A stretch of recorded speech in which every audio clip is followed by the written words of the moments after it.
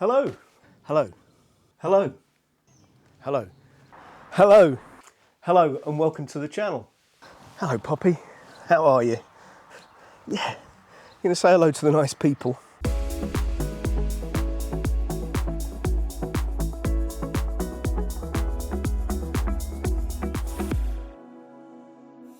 I noticed that this week marks 2 years since I started this YouTube channel, and I thought it was worthwhile to take a bit of take a little bit of stock and to reflect on where I am at the moment. So in this video, I'm going to cover 5 things. Why did I start the channel? What have I learned so far?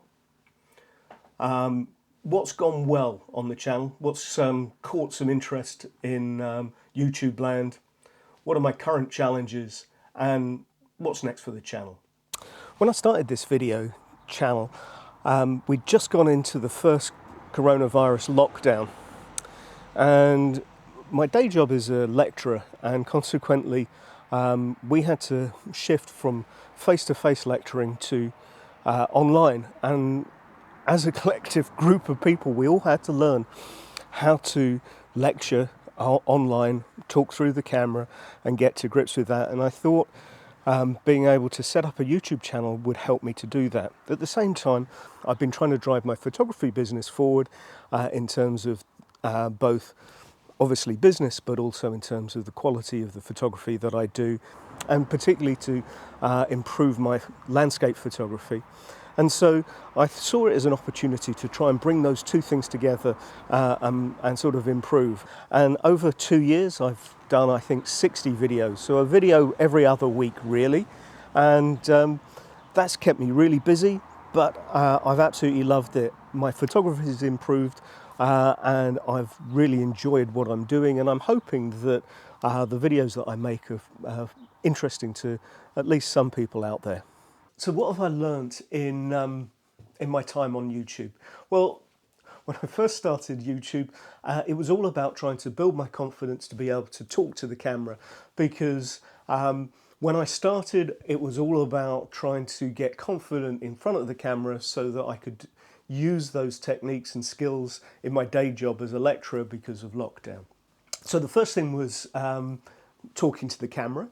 The second one was technical stuff about lighting and setting up your stage, and audio. Audio is so important, and being able to set the camera up to record in the appropriate settings for the video that I needed. So setting bit rates and frame rates and stuff like that, things that I still don't really know very much about. So over the last 2 years, I've really sort of separated out learning about YouTube against 4 things. One which is technical, one which is about the story, one which is about engagement, and one which is content. So clearly nobody is going to spend any time on a YouTube channel that isn't engaging. So how do you make it engaging? You've got to be able to project yourself into the camera, to talk beyond the camera, to try and pull people in.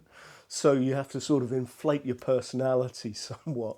And it's not the most comfortable thing to do, but I've watched videos of myself talking in my normal way, and where I try and make my personality bigger, and certainly the more engaging one is the one where I amplify the personality. So engagement is really important. You're not going to get engagement if the content isn't good. You've got to have information in your videos. I think that goes without saying, but if you're trying to educate people, you're trying to bring people along on a journey, you've got to either inspire them or you've got to give them information. Which brings us to the third thing, which is about story and hook. Now, it's fine talking to camera, but if you haven't got a script, if you haven't got a structure about what you're trying to say, you're just going to garble, and you're going to have to spend a lot of time in the edit to try and put together a story. It makes much more sense to write down what you're trying to say before you go and say it.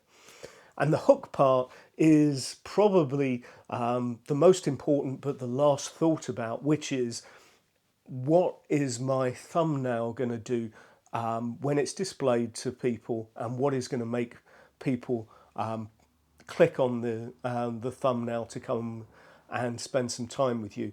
That is partly an attractive thumbnail, and with a face like mine I tend to focus more on the photography rather than on my face.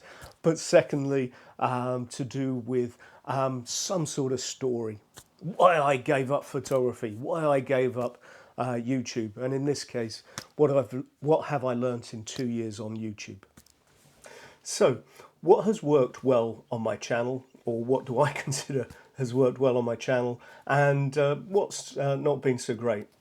Now, my most successful videos have been either tech or about shooting in a particular environment or for a particular purpose.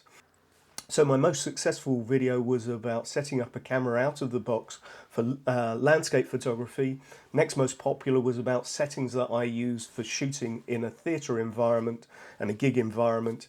And then there is a couple of review videos that have done quite well, one about a tripod, one about filters, and then there is a couple of sort of story-oriented videos about setting myself a challenge around a single body and a single lens, or using a particular setup in a specific environment like travel photography, and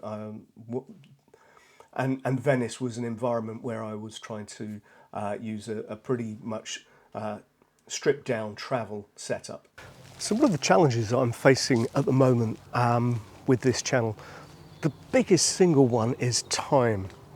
And I work 4 days a week on my day job, and then I have 1 day a week, and that tends to be tied up with a whole bunch of other stuff. Certainly since we've got our dog a year ago, that's taken up a lot of time, and we spend a lot of time at weekends going away to visit friends and such like. So actually finding some dedicated time to do some filming, to make some videos, I find quite challenging. My target is always to have a video out every 2 weeks at the minimum, and I'd like to move that up, but I'm not sure that I can ever work out how to do that. So that's the first challenge. Second one, I'm still trying to learn how to make videos on location. I get tied up with trying to think about what I ought to be doing in terms of actually making footage for the video, rather than necessarily trying to find the right location for a composition and take a photograph. So I find that a bit challenging, and so there's a push me pull you thing, which is I'm trying to make a video and at the same time I'm trying to focus on photography, and sometimes the photography takes over. And sometimes I love landscape photography so much, I actually just like to spend the time and take my time on the photography rather than worrying about am I making a video at the same time. So I find those things together quite challenging. And so I'm trying to make some changes so that as we move forward, I can hopefully bring in some better video of on locations, at the same time improving the photography at this. So what's next for this channel? Firstly, we've got this van, and I'm hoping to take it on more mini adventures, and hopefully you'll enjoy seeing where I get to in the van, and hopefully taking some great pictures from those locations. I've got a technical challenge next coming up. I want to install a NAS file drive at my home so that I can accommodate all of my photography images, but also video footage, so that can get properly backed up, and I may make a video about that depending on how successful it is or not. I'm considering getting a drone, but I'm not going to get the drone until I get 1,000 subscribers, which at the current rate will be another year. It may be a challenge for my 4th year. If I can build up to 1,000 before that, I might look at getting the drone before then. What I intend to do on this channel is continue to make videos, probably once every 2 weeks, depending on time. As I said, I find it a real challenge to make sure that I get videos sorted out along with the other things that go on in my life. But a video every couple of weeks, and I hope to continue to make sure that it's got that story, it's got that narrative, and it's got something useful. It's either a mini adventure, it's something with some specific technical or philosophical suggestions around photography, or it may be providing some other inspiration. And so I'd love to drive the channel up to over 1,000 subscribers. It would really, I don't know, give me a sense of that I've achieved something. And I know 1,000 subscribers to so many other YouTubers is nothing, but it's something that I've targeted since I first started this channel, and I hope to reach at some stage in the future. So, thanks very much for tuning in today. I really appreciate it. It really means an awful lot to me.